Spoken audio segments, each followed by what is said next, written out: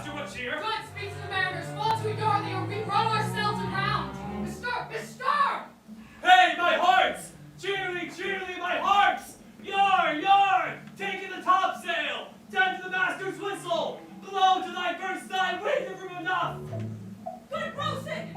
Have care! Where's the master? Play the I master! pray now, keep below. Where's the master, bosun? Do you not hear him? You mar our labor. Keep to your cabins, you assist the store. Nay, good, be patient. When the sea is hence, but carry these oars in the name of king. To cabin silence, trouble us not. Good, yet remember who now has the Lord. None I love more than myself. You are a counselor. If you can command his elements to silence and work a peace the present, we will not hand the rope warm. Use your authority.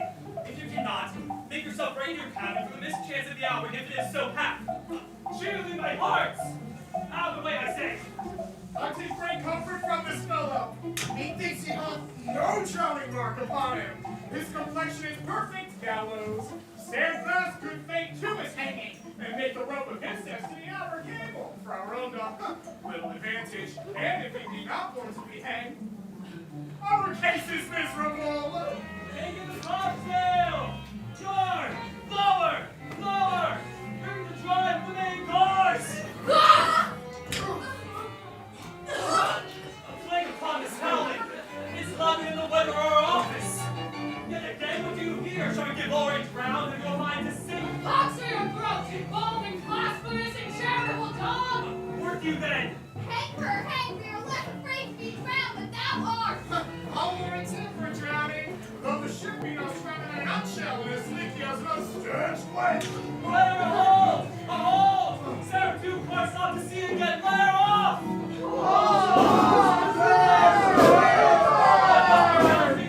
The goodman puts that bear! Let's assist them, for our case is as theirs. I'm out of patience! We're nearly cheated of our life by drunkards and white-hot rascals without my blood washing of the dead die! Yes, though every drop of water stir against it, and keep at wits to clip him.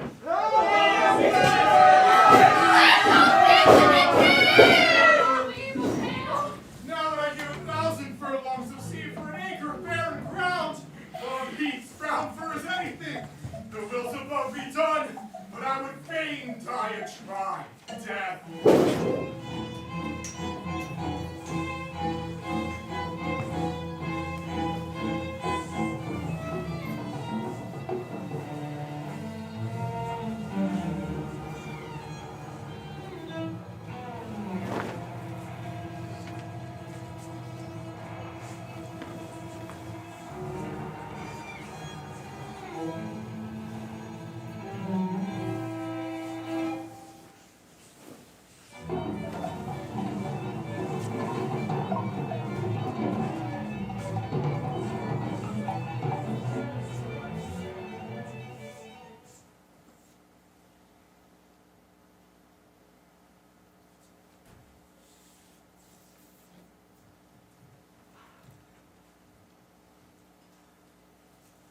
By your art, my dearest father, you have put these wild waters in this roar, allay them.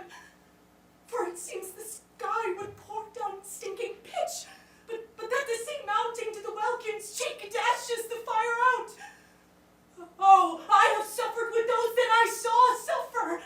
A brave vessel who had no doubt some noble creature in her dash it all to pieces. Oh, the cry did knock against my very heart. Poor souls, they perished. Had I been any god of power, I would have sunk the sea within the earth, or ere it should the good ship so have swallowed, and the frothing souls within her. Be collected, no more amazement. But tell my piteous heart there's no harm done. Woe the day! No harm. I have done nothing but in care of thee. Of thee, my dear one, thee, my daughter, who art ignorant of what thou art, not knowing of whence I am, nor that I am more better than Prospero, master of a full morsel and thy no greater father. More to know. Did never meddle with my thoughts. This time I should inform thee farther. Come, lend thy hand and pluck my magic garment from me.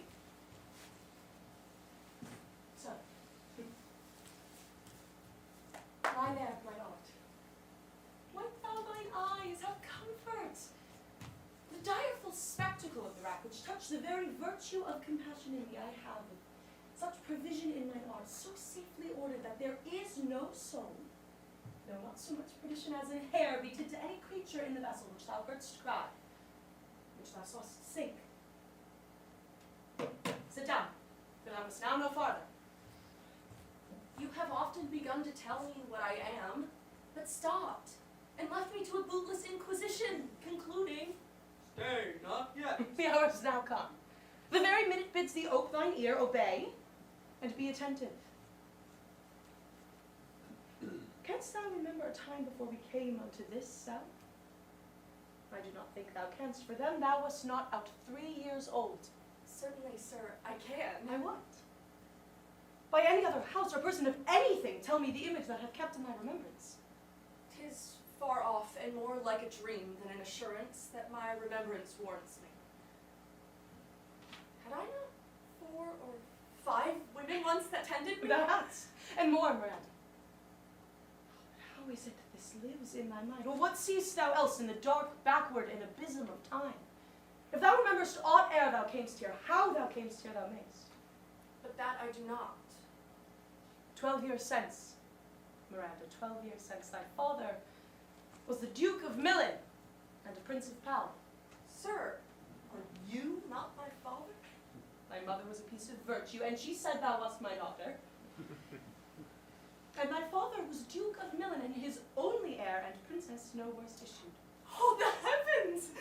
Oh, what foul play had we that we came from thence? Or, blessed what's we did? Both, my girl, like foul play as thou say'st, were we heaved thence, but blessedly all hither. Ah, my heart bleeds to think, O the team that I have turned you to, which is for my remembrance. Please you, farther. My brother, as thy uncle called Antonia, I pray thee mark me that a brother should be so perfidious. But he who next thyself of all the world I loved, and to him but the manage of my state, as at that time, through all the signories, it was the first. Prospero, the prime duke, being so reputed in dignity and for the liberal arts without a terror. Those being all my study to my state grew stranger, being transported and wrapped in secret studies. Thy false uncle, dost thou attend me? Sir, most heedfully. Being once perfected how to grant suits and how to deny them, who to advance and who to trash for overtopping, new created the creatures that were mine own, I say, or else changed them or new formed them. Having both the key of officer and office, set all the hearts in the state to what tune pleased his ear. Now he was the ivy which hid my princely trunk and sucked my verdure out on't. Thou attend'st not. Good sir, I do. I pray thee, mark me.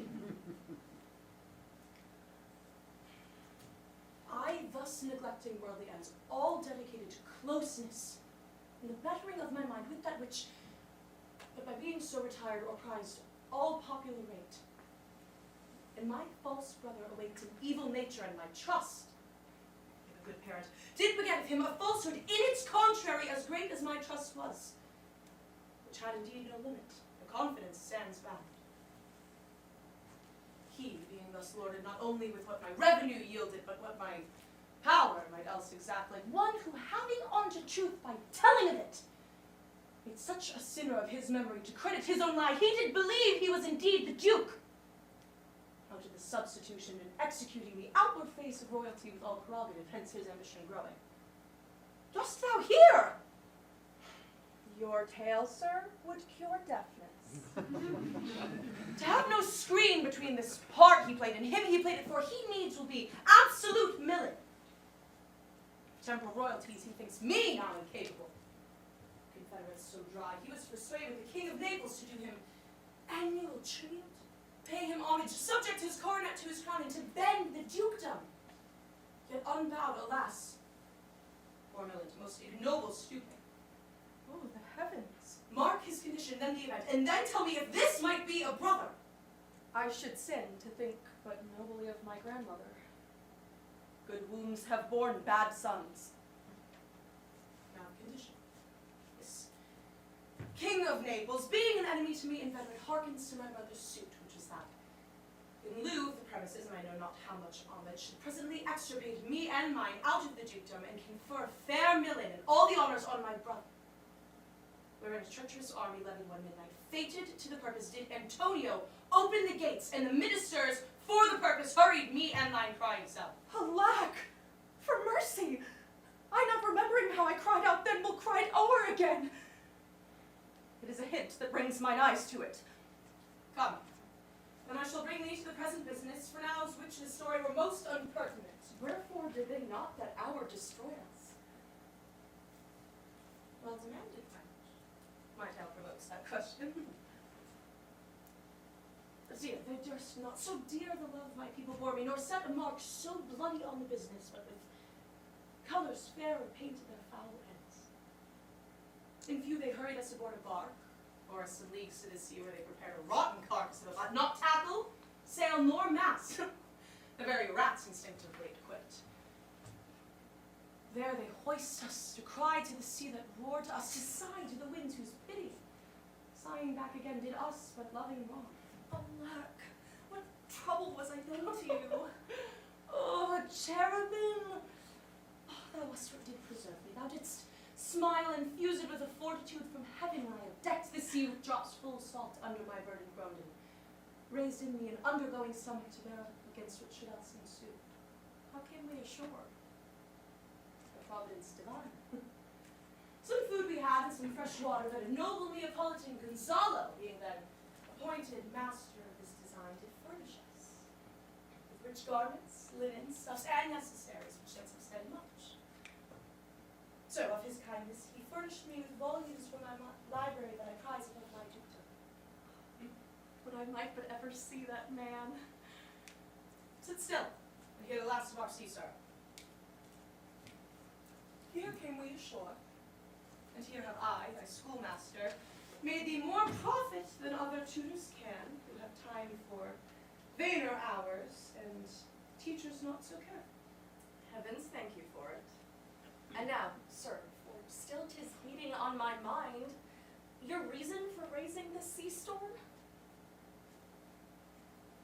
No, thus far forth. By accident most strange, providence divine now, my dear lady, hath mine enemies brought to this shore.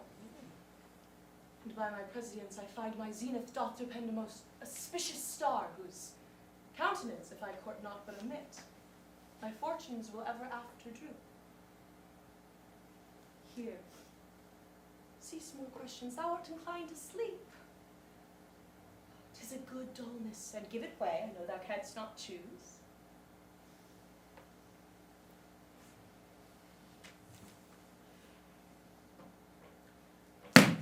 Come away, servant, come! Approach, my Ariel, come! Oh, hail, great master! Grave sir, hail!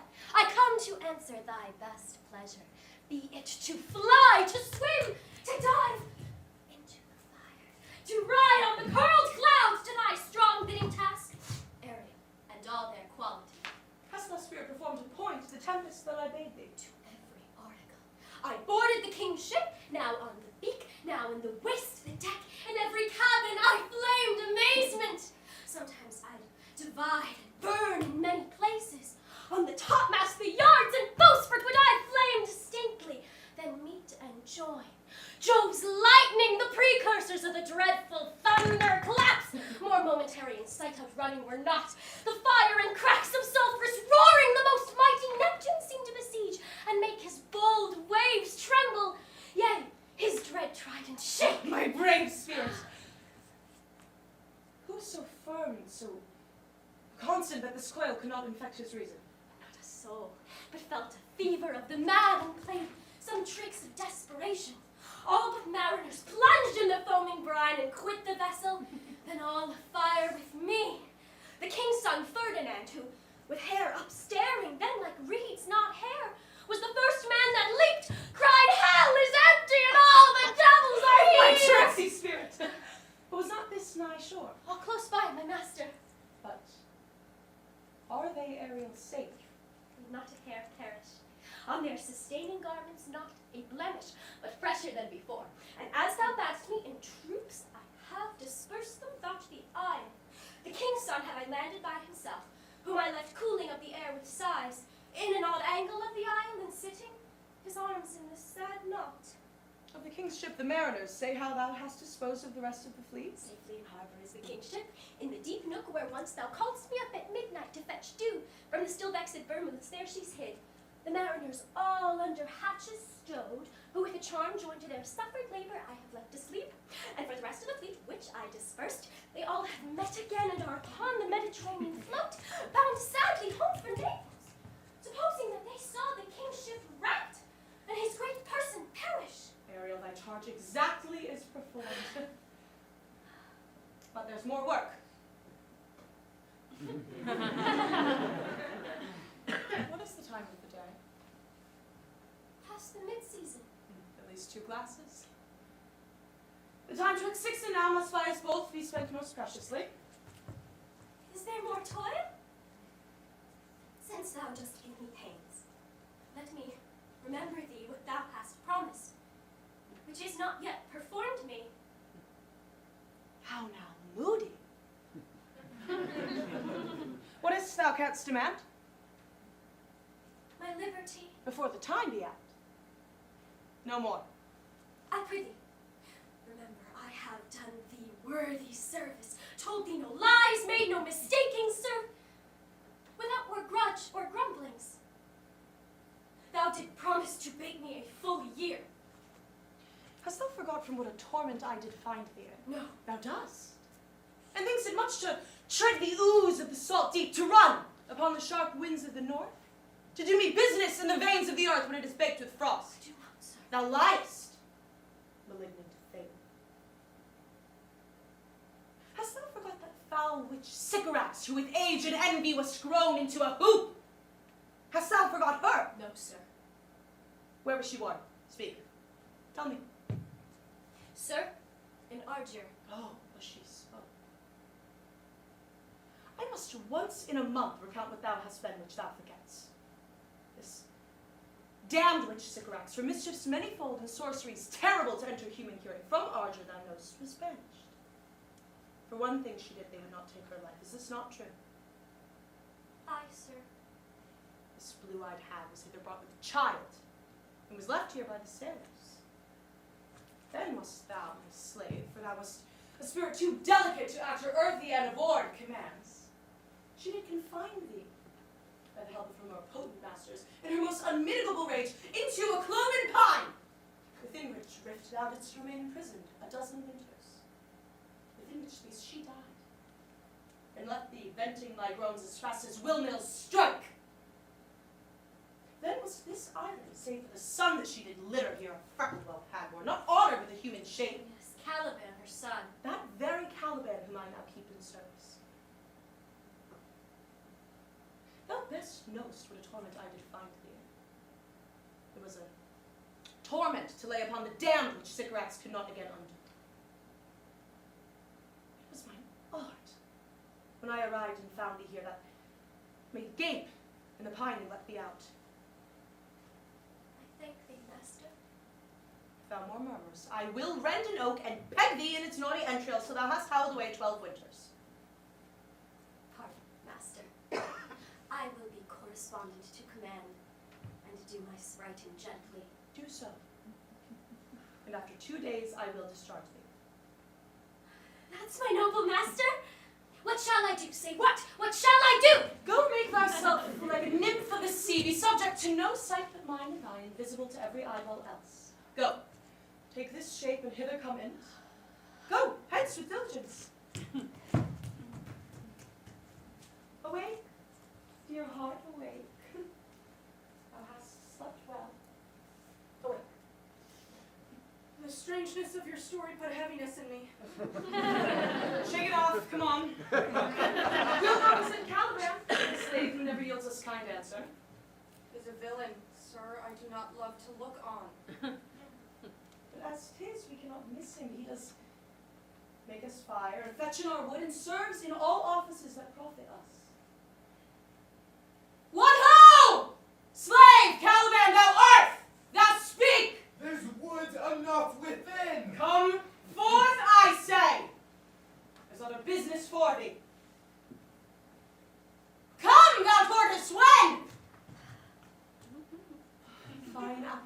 bark in my ear. My lord, it shall be done. Thou most poisonous slave, got by the devil himself. Upon thy wicked dam, come forth!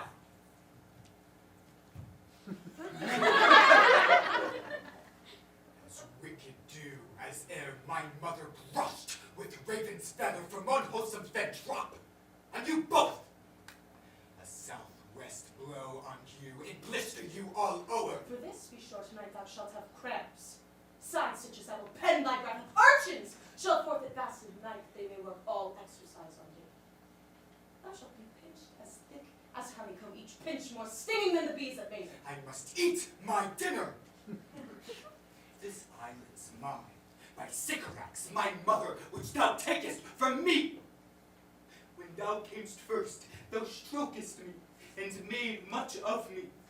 Wouldst give me water with berries in it, and teach me how to name the bigger light, and how the less that burn by day and night.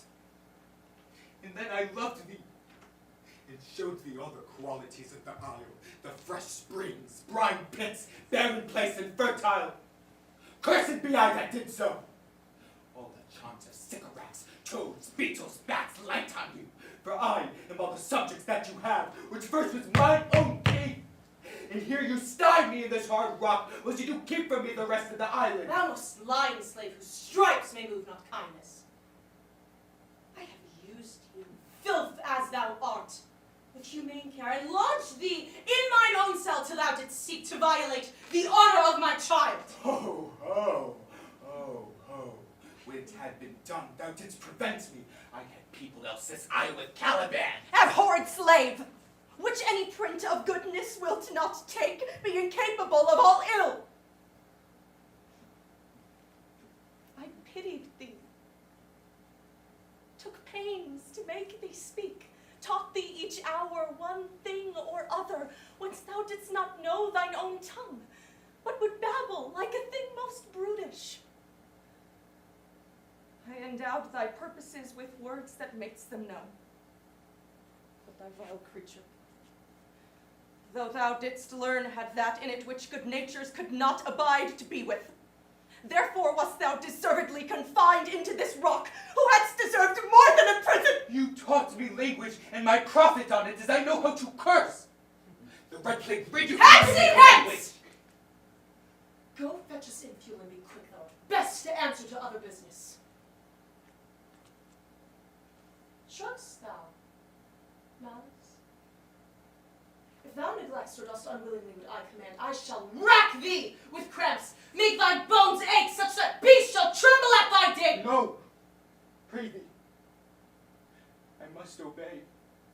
His art is of such power it would control my damned god Setibus, and make a vassal of him. So, slave, hence.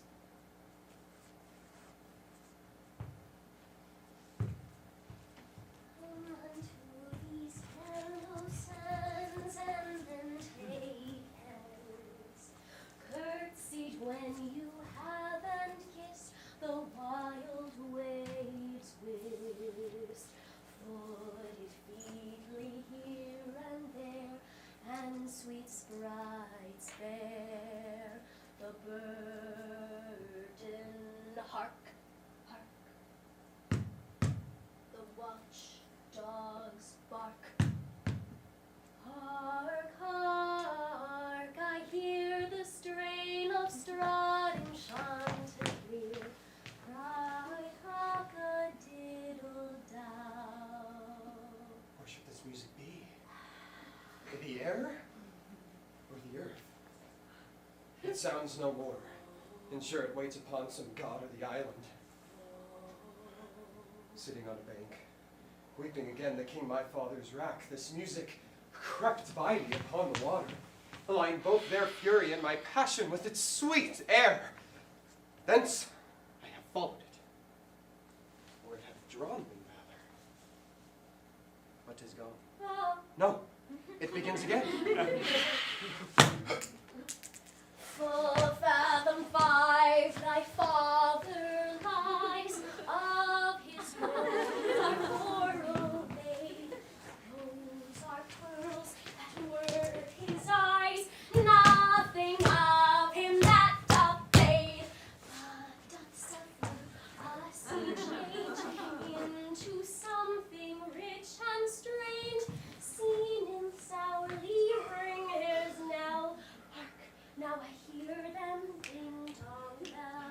The ditty does remember my drowning father. This is no mortal business, nor no sound that the earth owes. I hear it now above me. Lift your eyes, advance, and say what thou seest yonder. What is it? A spirit? Lord, how it looks about. Believe me, sir, it carries a brave form. But 'tis a spirit. No wench. It eats and sleeps and has such senses as we have such. This gallant which thou seest before you is in the rack, and he is something stained with grief. That's beauty's cake, and thou mightst call him a goodly person. He hath lost his fellows and strays about to find him. I might call him a thing divine. For nothing natural I ever saw so noble. It goes on. I see as my soul prompts it. Fine spirit, I'll set thee free for this. Most sure the goddess on whom these airs align. Vouchsafe my prayer. May know if you remain upon this island, and that you will some good instruction give how I may bear me here. My prime request, which I do last pronounce, is... Oh, you wonder if you be made or no.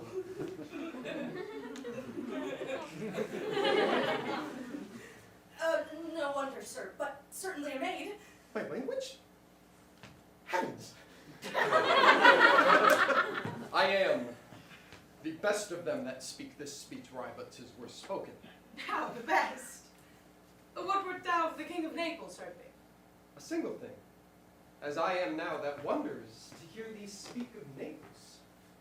He does hear me, and that he does I weep. Myself am Naples, who with mine eyes never since had beheld the king my father's rack. Alack, for mercy. Yes, faith in all his lords, the Duke of Milan and his brave son being twain. The Duke of Milan and his more braver daughter could control thee if not were fit to do it. At the first sight they have changed eyes. Delicate spirit, I shall set thee free for this. Come, a word. Sir, I fear thou hast done myself some wrong. A word. Why speaks my father so ungently?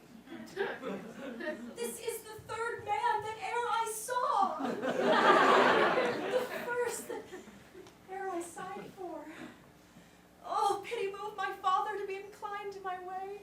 Oh, if a virgin in your affections not gone forth, I'll make you the queen of Naples. Soft, sir, one word more.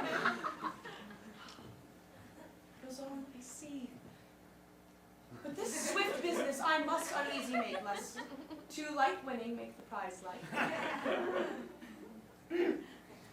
A word, sir, I charge thee that thou dost attend me.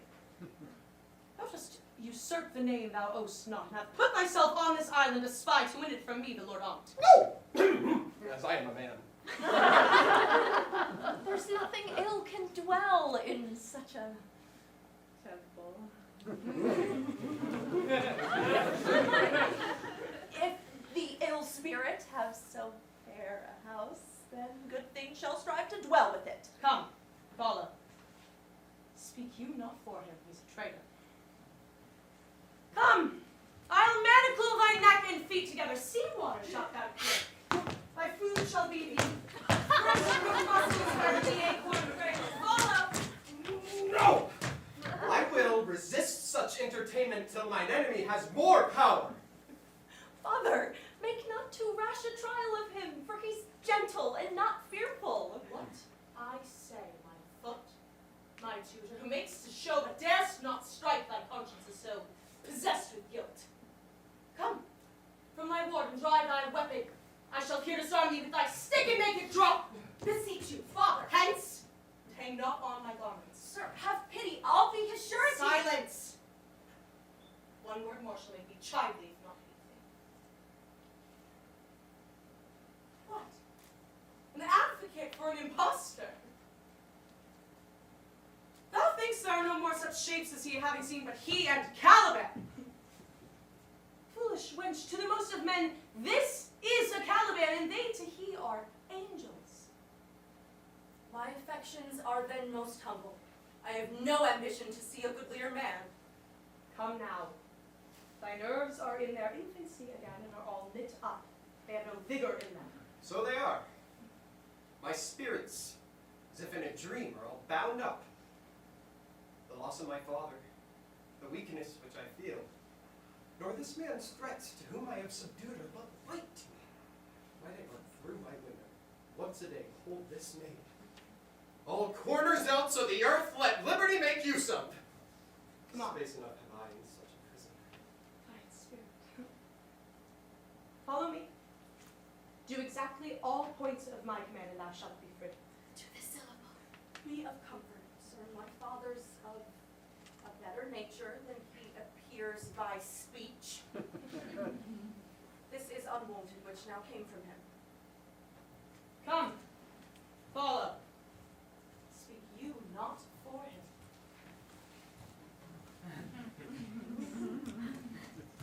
Beseech you, sir, be merry. You have cause, so have we all of joy. For our escape is far beyond our loss. Our hint of woe is common. Every day some sailor's wife, the master some merchant, and the merchant are just our theme of woe. But for the miracle, I mean our preservation, few in millions can speak like us. Therefore wisely, good sir, weigh our sorrow with our comfort. Prithee, peace. He receives comfort like cold porridge. The visitors will not give him over so. Oh, look, he's winding up the watch of his wit. By and by it will strike. Sir, 1, tell. when every grief is entertained that's offered, comes the entertainment. $1. $1 comes to him. Oh, indeed! You spoke truer than you purposed. You've taken it wiselier than I meant you should. Therefore, my lord. Fie, what a spendthrift is he of his tongue? I prithee, spare. Well, I have done, but yet. He will be talking. Which, he or Adrian, for a good wager, first begins to cry. Ha! The old cock! The cockerel! Done. The wager? A laughter. A match. Though this island seems to be deserted, So, you're paid. inhabitable and almost inaccessible, Yet. He could not miss it. this must needs be of a tender, delicate, and subtle temperance. Temperance was a delicate wench. I am the subtle, as he most learnedly delivered.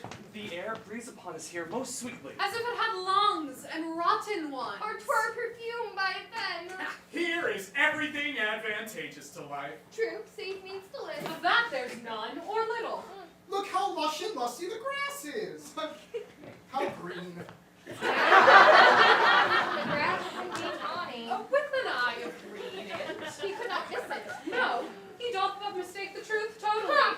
But the rarity of it is, which is indeed almost beyond credit, As many vouched rarities are. is that our garments, being as they were drenched in the sea, hold, notwithstanding their freshness and gloss, being rather new dyed than stained with salt water.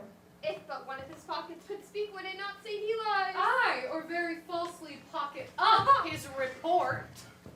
Methinks our garments are as fresh as when we put them on first in Africa, at the marriage of the king's fair daughter Claribel to the king of Tunis. 'Twas a sweet marriage, and we prosper well in our return. Tunis was never graced before with such a paragon to their queen. Ah, not since widow Dido's time. Widow, a pupset! How came that widow in? Widow Dido. What if he had said widower Aeneas, too? Good lord, how you take it. Widow Dido, said you. You make me study of that. She was of Carthage, not of Tunis. This Tunis, sir, was Carthage. Carthage? I assure you, Carthage. His word is more than miraculous heart. He hath raised the wall, and houses too. What impossible matter will he make easy next? I think he will carry this island home in his pocket and give it his son for an apple. And sowing the kernels of it in the sea, bring forth more islands. Aye. Why, in good time. Sir, we were just talking that our garments seem as fresh as when we were at Tunis. At the marriage of your daughter, who is now queen. And the rarest that e'er came there. Babe, I beseech you, widow Dido. Ah, Widow Dido! Hey, Widow Dido! Is not, sir, my doublet as fresh as the first day I wore it? I mean, in a sort. That sort was what fished for. When I wore it at your daughter's marriage. You crammed these words into mine ears against the stomach of my sense. Would I had never married my daughter there, for coming thence, My son is lost, and in my reach she too, who is so far from Italy removed. I ne'er again shall see her. O thou mine son of Naples and of Milan, what strange fish hath made his meal on thee? Sir, he may live. I saw him beat the surges under him and ride upon their backs. He trod the water whose enmity he flung aside, and breasted the surges most swollen that met him. His bold head above the contentious waves he kept, and oared himself with his good arms, and thus he stroked to the shore, that o'er his wave-worn basis bowed, as stooping to relieve him. I have no doubt he came alive to land. No, he's gone. Sir, you may thank yourself for this great loss that would not bless our Europe with your daughter, but rather lose her to an African, where she at least is banished from your eye, who hath cause to wet the grief on't. I prithee peace. You are kneeled to, and importuned otherwise, by all of us, and the fair soul herself weighed between loathness and obedience, at which end of the beam should bow. We have lost your son. I fear forever. Milan and Naples have more widows in them of this business-making than we bring men to comfort them. The fault's your own. So is the dearest of the lost. Oh, my good Lord Sebastian, the truth you speak doth lack some gentleness and time to speak it in. You rub the sore when you should bring the plaster. Very well. And most grudgingly. It is foul weather in us all, good sir, when you are cloudy. Foul weather! Very foul. Had I a plantation of this isle, my lord, He sowed it with the kernel seed. Or docks or mallows. and the king were on't, what would I do? Escape being drunk for want of wine. I, the Commonwealth, would by contraries execute all things, for no kind of traffic would I permit, no name of magistrate, letters should not be known, riches, poverty, or use of service, none. Contract, succession, born, bound of land, tilled or vineyard, none. Use of metal, corn, or wine, or oil, I'll have none. No occupations, all men idle, all, and women too, but innocent and pure, no sovereignty. Yet he would be king on. So latter end of his commonwealth forgets the beginning. All things in common nature should produce without sweat or endeavor. Treason, felony, sword, pike, knife, gun, or need of any engine would I not have. But nature should bring forth of its own kind, all voice and all abundance, to feed my innocent people. No marrying among his subjects. No men, idle whores and knaves. I would with such perfection govern, sir, to excel the golden age. Save his majesty. And do you mark me? Prithee, no more. Thou dost talk nothing to me. I do very well believe, your highness, and did it to warrant occasion to these gentlemen, who are of such sensible and nimble lungs that they used to laugh at nothing. 'Twas you we laughed at. Who in this kind of merry fooling am nothing to you. So you may continue, and laugh, and nothing still. What a blow was there given? And it had not fallen flat long. You are gentlemen of brave metal. You would lift the moon out of her sphere if she would continue it in 5 weeks without changing. We would do so, and then go a bat-fouling. Nay, good my lord, be not angry. Oh, no, I warrant you, I would not adventure my discretion so weakly. Wilt thou laugh me asleep? For I am very healthy. Go, sleep and hear us.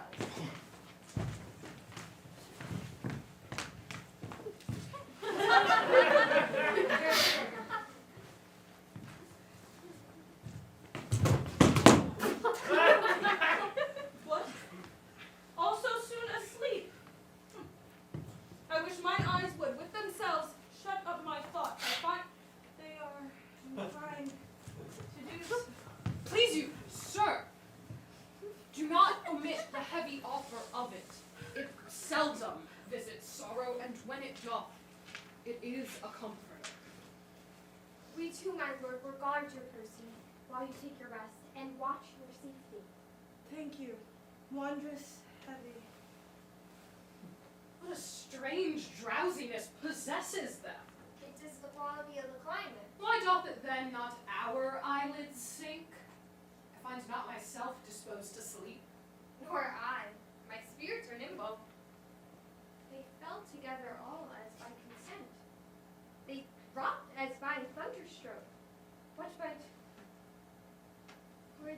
Sebastian. Oh, what might... No more. And yet, methinks I see it in thy face what thou shouldst speak. The occasion speaks thee, and my strong imagination sees a crown dropping upon my head. What? Art thou waking? Dost thou not hear me speak? I do. And surely it is a sleepy language, and thou speakst out of thy sleep. What is it thou didst say? What a strange repose this is, to be asleep with eyes wide open, standing, speaking, moving, and yet so fast asleep. Noble Sebastian, thou lest thy fortune sleep, die rather winkest, while thou art waking. Thou dost snore distinctly. There's meaning in thy snores. I am more serious than my customs. You must be so too and heed me, which to do troubles are over. Well, I am standing water. I'll teach you how to flow. Do so. To ebb, hereditary sloth instructs me. Oh, if you but knew how you the purpose cherish, while thus you mock it, how in striping it you more invested. Ebon men indeed most often do so near the bottom run, by their own fear or sloth. Prithee, say on. The setting of thine eye and cheek proclaim a matter from thee, a birth indeed which throws thee much to yield.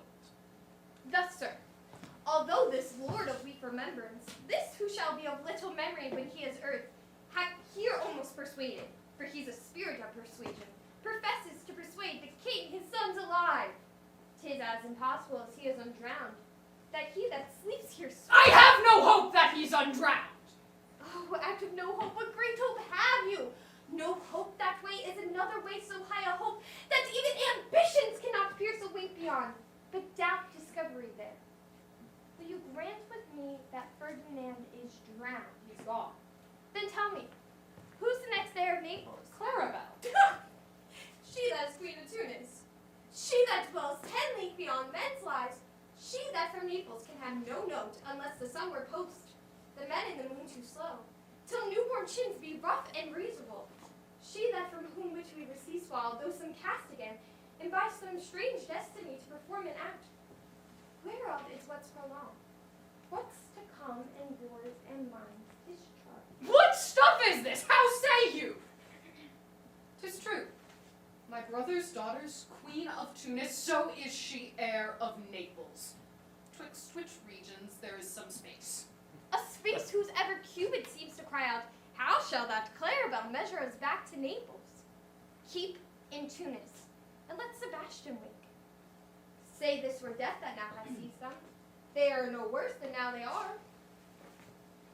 There that can rule Naples as well that he that sleeps. Lords that portrayed as ample and unnecessary as this Gonzalo, I myself could make a chump of stupid chat. Oh, that you bore the mind that I do. Let sleep like this for your advancement. Do you understand me? Methinks I do. Then how does your content tend your own good fortune? I remember you didst plant your brother Prospero. True. And look how well my garments sit upon me. Much fatter than before. My brother's servants were then my fellows. Now they are my men. But for your conscience? I, sir, realize that. 'Twere kids would put me in my slipper, but I feel not this dainty in my bosom. 20 conscience then stand twixt me and Milan. Candy they are, and melt ere thy molest. Here lies your brother, no better than the earth he lies upon. He that were witch now, which he's like, which is dead, whom I with this obedient steal 3 inches of it, can lie to bed forever. While thus you do relate to the perpetual wink, this ancient morsel, this Sir Prudence, who should not upbraid our course. They'll take suggestion that a cat laps milk. They'll tell the clock to any business that we say benefits the hour. Thy case, dear friend, shall be my precedent. As thou gotst Milan, I'll come by Naples. Draw thy sword. One stroke shall free thee from the tribute which thou payest, and I the king shall love thee. Draw together. And when I veer my hand, you do the light to fall on Gonzalo. Oh, but one word! My master through his art foresees the danger that you, his friend, are in, and sends me forth, or else his project dies, to keep them living. While you hear his snoring light, open-eyed conspiracy his time doth take. If of life you keep a care, shake of slumber, and beware, awake, awake! The woods will be sudden. Now, good angels, preserve the king! Why now? Ho! Awake! Why are you drunk? Wherefore this ghastly looking? What's the matter? Whilst we stood here, securing your repose, even now I heard a hollow burst of bellowing like bulls or lions, rather. Did it not wake you? It struck mine ear most terribly. I heard nothing. Oh, 'twas a din to fright a monster's ear, to make an earthquake. Sure, it was a roar of a whole herd of lions. Heard you this, Gonzalo? On my honor, there was a humming, and a strange one too, which did wake me. I shook you, sir, and cried, and when mine eyes opened, I saw their weapons drawn. There was a noise, that's verily. I suggest we stand upon our guard and that we quit this place. Let's draw our weapons. Leave off this ground and let's make further search for my poor son. Oh, heaven keep him from these monsters, for he is sure in the island. Lead away.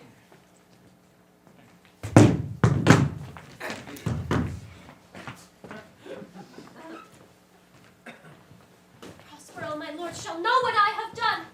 So, king, go safely on to seek thy son.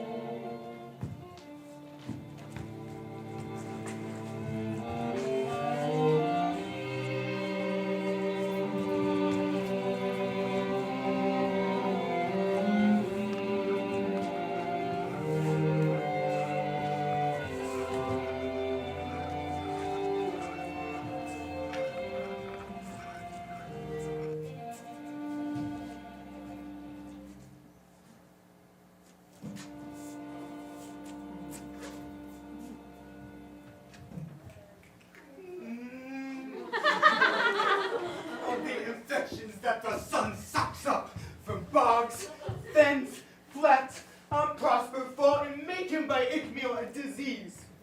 His spirits hear me, and yet I needs must curse. But then will pinch, fright me with irking shows, pitch me in the mire, lead me like a firebrand in the dark out of my way unless he bid them. But for every trifle they set upon me. Sometimes like apes that mow and chatter at me, and after bites me. Then like headshots that lie tumbling in my bare footway and mount their pricks in my footfall. Sometimes am I all wound with adders, with cloven tongues you hiss me to madness.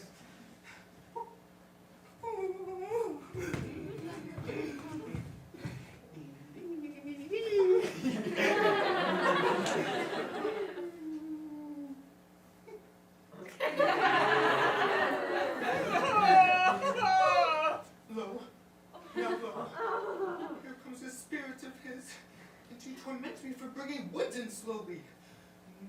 I'll fall flat, perchance he will not mind me. Here's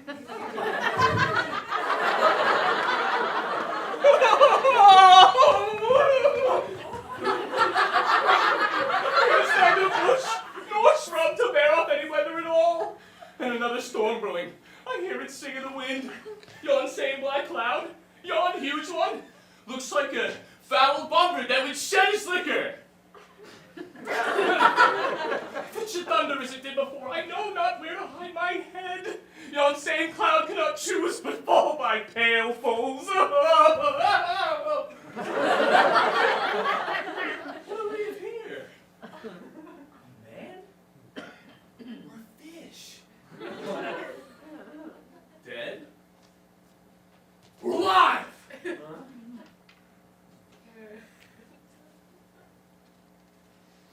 Oh, a fish. He smells like a fish. Very ancient and fish-like smell. A kind of not of the newest poor John. A strange fish. If I were in England now as once I was, and had but this fish painted, not a holiday fool there would give a piece of silver. There would this monster make a man. Any strange beast there makes a man. When they will not give a doit to relieve a lame beggar, they will lay out 10 to see the dead fish. Legged like a man. And his fins like arms. Oh, Bohm, oh my troth. I do now not lose my opinion. Hold it no longer, this is no fish, but an islander that hath lately suffered from a thunderbolt. Oh, the storm has come again. My best way is to creep under his gabardine. There is no other shelter hereabout. Misery equates a man with strange bedfellows. Oh, here, Roy, shrug me till the dregs of the storm be past. Oh, God, no, God, watch me. I shall no more to see, here shall I die ashore. This is a very scurvy tune to sing at a man's funeral. Well, here's my comfort. The master, the swabber, the boatswain, and I, the gunner and his mate, loved Wall, Mag, Marion, and Marjorie. But none of us cared for Kate, for she had a tongue with a tang, would cry to a sailor, "Go hang!" She loved not the savor of tar nor of pitch, yet a tailor might scratch her where'er she did itch. Oh, then to sea, boys, and let her go hang. This is a scurvy tune, too. But here's my comfort. Do not torment me! What's the matter?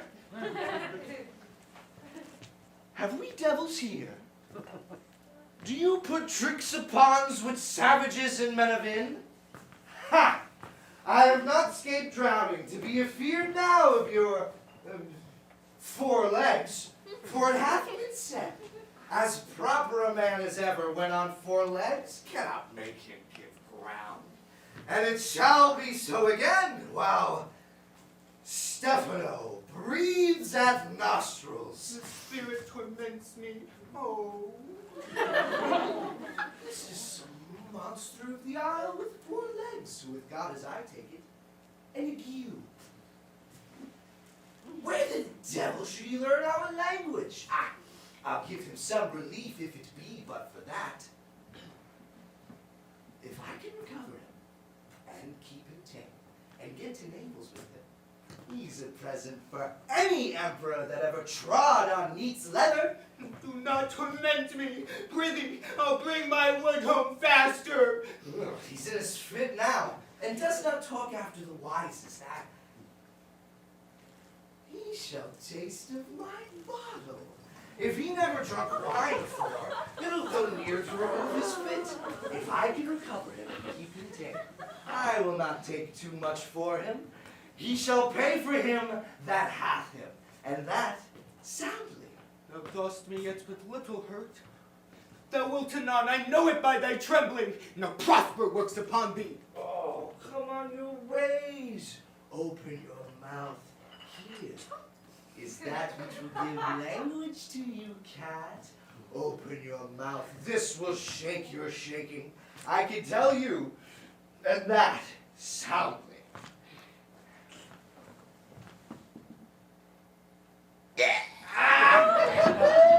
You cannot tell who's your friend? Open your chaps again. I should know that voice. It should be... Oh, but he is drowned, and these are devils. Oh, defend me! Huh. 4 legs and 2 voices. A most delicate monster. His forward voice is to speak well of his friend. His backward voice is to utter foul speech and to detract. If all the wine in my bottle will recover him, I will help his ague. Come.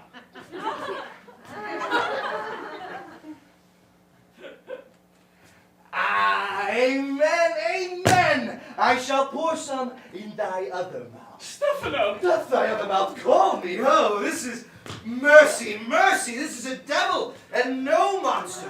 I will leave him. I have no long spoon. Stephano! If thou be Stephano, touch me and speak to me, for I am Trinculo.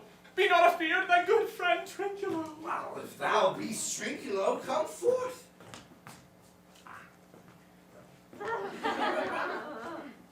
I'll pull thee by the lesser leg. If any legs be Trinculo's, these are they.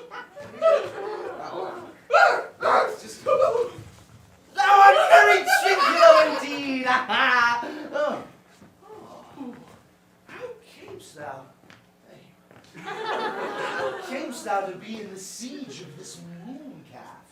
Can he thence, Trinculo? I took him to be killed with a thunderstroke. Art thou not drowned, Stephano? I hope now that thou art not drowned. Is the storm overblown? I hid me under the dead mooncalf's gabardine for fear of the storm.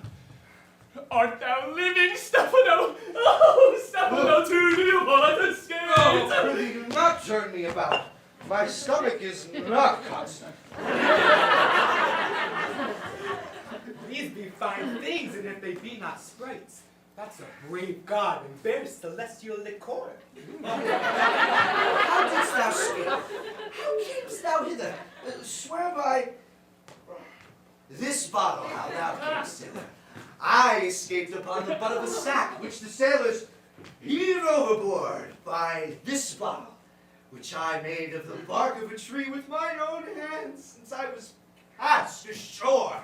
I'll swear upon that bottle to be thy true subject, for the liquor is not earthly. Here.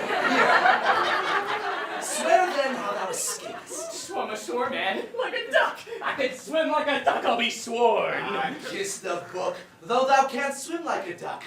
Thou art made like a goose. Stephano, hast thou any more of this? The whole butt, man! My cellar is in a rock by the seaside where my wine is hid. How now, mooncalf? How does thine ague? Hast thou not dropped from heaven? Out of the moon, I do assure thee. I was the man of the moon when time was. I have seen thee in her, and I do adore thee. My mistress showed me thee, and thy dog in thy bush. Come, swear to that, kiss the book. I will furnish it anon with new content. Swear. By this good light, this is a very shallow monster. I fear him. A very weak monster. And the man of the moon, a most poor, credulous monster. Well-drawn monster, in good sooth. I'll show thee every fertile inch of the island, and I'll kiss thy foot. I pray thee be my god. By this light, that's a very perfidious and drunken monster. When God's asleep, he'll rob his bottle. I'll kiss thy foot. I'll swear myself thy subject. Come on, then. Down and swear. I could laugh myself to death at this puppy-headed monster. A most scurvy monster. I could find it in my heart to beat him. Come, kiss. The monsters in drink. An abominable monster. I'll show thee the best springs. I'll pluck thee berries. I'll fish for thee, and get thee wood enough. A plague upon the tyrants that I serve. I'll bear him no more sticks, but follow thee, thou wondrous man. A most ridiculous monster to make a wonder of a poor drunkard. I pray thee, let me bring thee to where crabs grow, and I with my long nails will dig thee pig nuts. Show thee a jay's nest, and instruct thee how to snare the nimble marmoset. I'll bring thee to clustering filberts, and sometimes I'll get thee young scambled from the rock. Wilt thou go with me?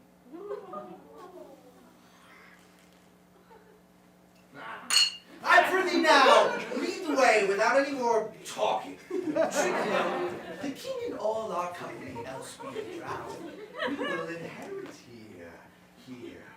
Bear my bottle, fellow Trinculo. We will fill him by and by again. Farewell, master. Farewell. Farewell. Oh, we monster, a drunken monster! No more damsel, make for fish, nor fetching, firing, requiring, nor scream treachery, nor watch dish. Bam, bam, Calabrian has a new master, got a new man. Freedom, high day, freedom. Freedom, high day, freedom. Oh, brave monster. Lead the way. Oh, Trinculo. Oh.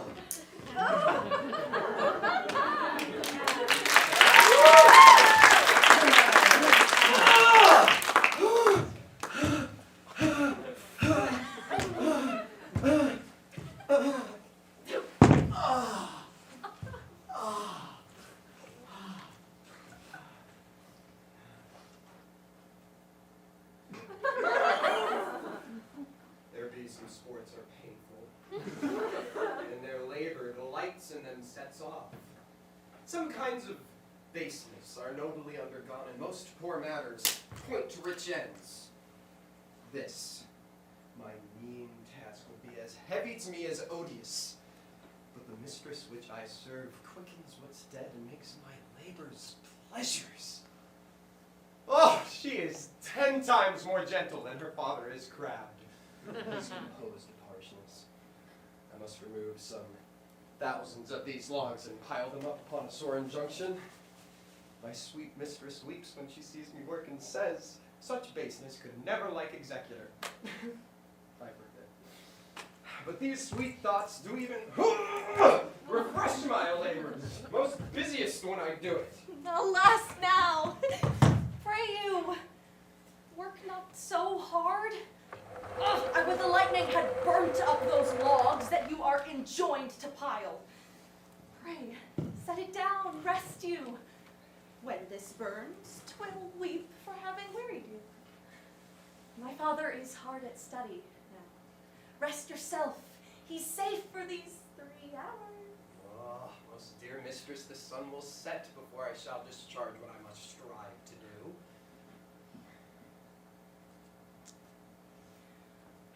Alas now, I'll carry your logs the while. No, precious creature, I had rather crack my sinews, break my back, than you should such dishonor undergo while I sit lazy by. It would become me as well as it does you. And I should do it with much more ease, for my goodwill is to it, and yours, it is against. Oh, thou art infected. This visitation shows it. You look wearily. No, noble mistress, 'tis fresh morning with me when you are by at night. I do beseech you, chiefly that I might set it in my prayers. What is your name? Miranda. Oh, my father, I broke your hest to say so. Admirand Miranda. Indeed, the top of admiration. Worth what's dearest to the world. Full many a woman have I eyed with best regard, and many a time the harmony of their tongues hath into bondage brought my too diligent ear. For several virtues have I liked several women, never any with so full soul, but some moral defect in her did quarrel with the noblest Gratiode, and put it to the foil. But you, so perfect, and so peerless, are created of every creature's best. I do not know one of my sex. No woman's face remember save from my glass mine own. Nor have I seen more that I may call men than you, good friend. and my dear father. How faces are abroad, I am skilless of, but by my modesty, the jewel in my dower, I would not wish any companion in the world but you, nor can imagination form a shape besides yourself to like of. But I prattle something too widely, and my father's precepts I there and do forget. I am in my condition of prince, Miranda. I do think a king. I would not so, and would no more endure this wooden slavery than to suffer the flesh fly below my mouth. Hear my soul speak. The very instant that I saw you, did my heart fly to your service. There resides to make me slave to it, and for your sake am I this patient log man. Do you love me? Oh, heaven. Oh, earth! Bear witness to this sound and crown what I profess with kind event if I speak true. If hollowly invert what best is bowed in me to mischief, I, beyond all limit of whate'er else in the world do love, prize, honor you.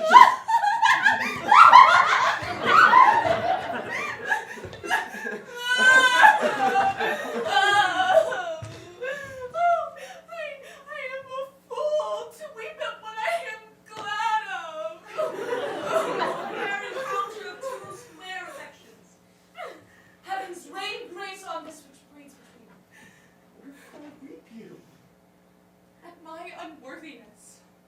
I dare not offer what I desire to give, much less take what I shall die to want. Go with its trifling, and all the more it seeks to hide itself, the bigger bulk it shows. Hence, bashful cunning, and prompt me, plain and holy innocence, I am your wife if you shall marry me. If not, I'll die your maid. To be your servant you may deny me, but I'll be your servant whether you will or no. My mistress, dearest, and I thus humble ever. My husband, then? Aye. And with a heart as willing as bondage, heir of freedom. Here's my hand. And mine, with my heart in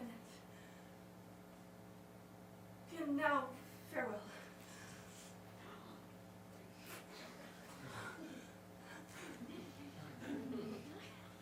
Till half an hour hence. 1,000 hours.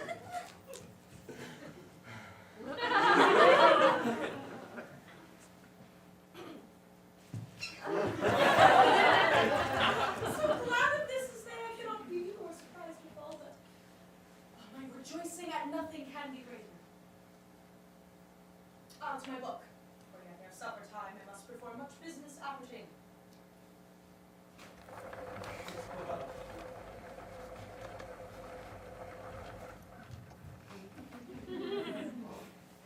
Tell not me. When the bud is out, we'll drink water, then drop before. Therefore, bear up from boredom. Servant monster, drink to me. Serpent monster, the folly of this island. They say there's but 5 upon this isle, we are 3 of them. If the other 2 be brain like us, the state totters. Drink, servant monster, when I bid thee. Thy eyes are both set in thy head. Where should they be set else? They were set in his tail, he'd be a brave monster. My man monster hath drowned his tongue with sack. For my part, the sea cannot drown me. I swam, ere I could recover the shore. 35 leagues off and on by this light. Thou shalt be my lieutenant, monster, or my standard. Oh, you're a lieutenant, he's no standard. Will not run, monsieur monster. Nor go neither, he'll lie like dogs and say nothing neither. Mooncalf, speak once in thy life, if thou beest a good mooncalf. How does thy honor? Oh, let me let thy shoe. How serve him? He is not valiant. Thou liest, most ignorant monster. I'm in case to justle a constable, thou debauched fish thou. Is there ever a man, a coward, that have drunk so much sack as I today? Wilt thou tell a monstrous lie, being but half a fish and half a monster? Lo, how he mocks me. Wouldst thou let him, my lord? Oh, Lord, quoth he, that a monster should be such a natural. Lo, lo again. Bite him to death, I prithee. Trinculo, keep a good tongue in your head. If you trouble the monster, by this hand, I'll supplant some of your teeth. The poor monster's my subject, and he shall not suffer from indignity. I thank my noble lord. Wilt thou be pleased to hearken once again to the suit I made to thee? Marry will I kneel and repeat it. I will stand, and so shall Trinculo. Why, as I told thee before, I am subject to a tyrant, a sorcerer that by his cunning had cheated me at the island. Thou liest! Thou liest, thou jesting monkey, thou! I would my valiant master would destroy thee! I do not lie. Trinculo, interrupt the monster one word further. By this hand, I'll turn my mercy out of doors and make a stockfish of thee. Why? I said nothing. Month then, and no more. Proceed. I say by sorcery he got this isle. From me he got it. If thy greatness will, revenge it on him. For I know thou darest, but this thing dare not. That's most certain. Thou shalt be lord of it, and I'll serve thee. But how now shall this be compassed? Canst thou bring me to the party? Yea, yea, my lord. I'll yield him the estate where thou mayst knock a nail into his head. Thou liest, thou canst not! Mind is this, thou scurvy patch. I do beseech your greatness, give him blows, and take his bottle from him. When that's gone, he shall drink naught but brine, for I'll not show him where the quick freshes are. Trinculo, run into no further danger. Interrupt the monster one word further by this hand.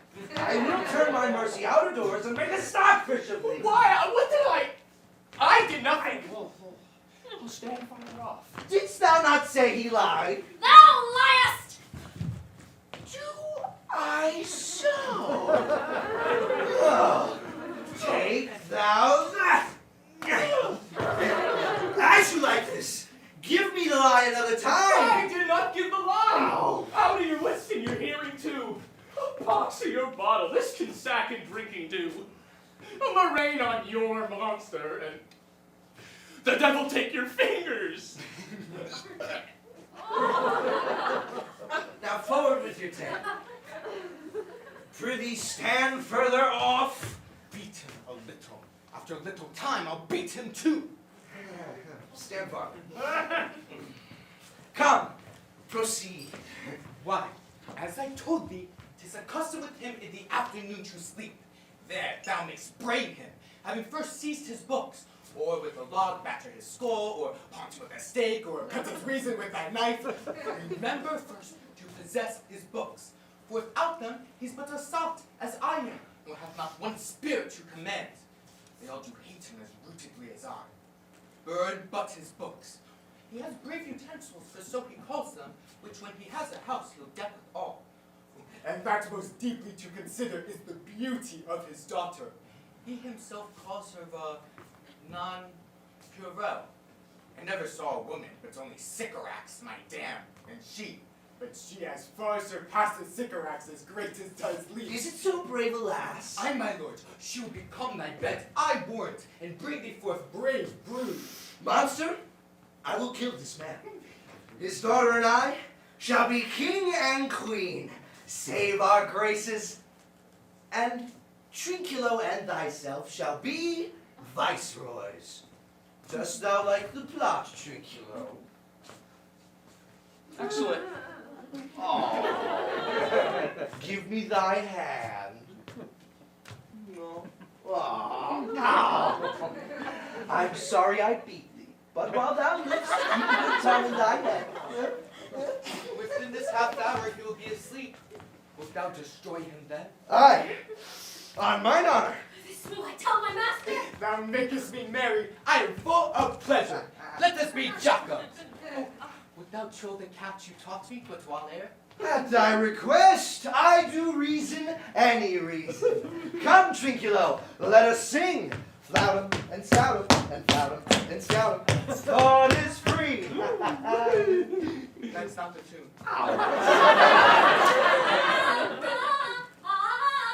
What is this saying? That is the tune of our catch played by the picture of nobody. If thou be'st a man, show thyself in thy likeness. If thou be'st a devil, take as thou list. Forgive me my sins! He that dies pays all debts. I defy thee. Mercy upon us. Art thou afeard? Ah, no, monster, not I. Be not afeard. The isle is full of noises, sounds and sweet airs that give delight and hurt not. Sometimes 1,000 twangling instruments will hum about mine ears, and sometimes voices that, if I then had waked after long sleep, will make me sleep again. And then in dreaming the clouds methought would open, and show riches ready to drop upon me, that, when I waked, I cried to dream again. This will prove a brave kingdom to me, where I shall have my music for nothing. When Prospero is destroyed, That shall be by and by. I remember the story. The sound is going away. Let's follow it and after do our work. Lead, monster. We'll follow. I would I could see this taper. He lays it on.